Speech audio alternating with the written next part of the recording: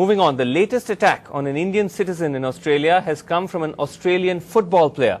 A taxi driver was beaten by Michael Hurley, who plays Australian rules football for a club called Essendon. Hurley was apparently drunk after a night of heavy drinking in a club and got into a cab. A dispute over the fare saw Hurley kicking and punching the Indian cabbie. The cabbie is in hospital.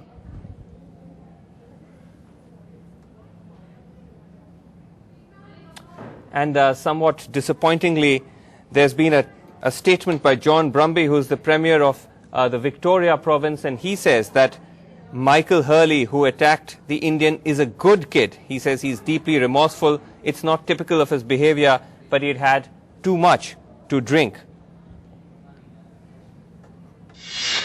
On the other hand, though, Peter Jackson, who's the managing director of the Essendon Football Club, has been much more critical. He says, "We are extremely disappointed that Michael was out so late and that he put himself in a situation where an incident occurred. He started drinking at the grand final footy show, after party, and by night's end had clearly too much to drink. We're treating the matter very seriously and will take appropriate action."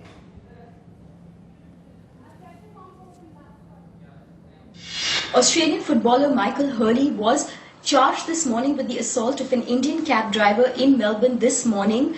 David Samuel, who is a member of the Victorian Taxi Association, said that the player refused to pay the cab charge.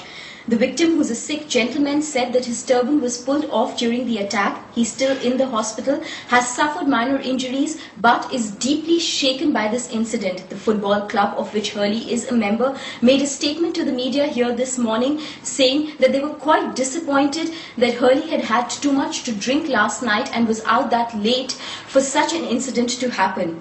They said that they were taking the matters very seriously and will take all the necessary steps after the incidents leading up to this attack were clear.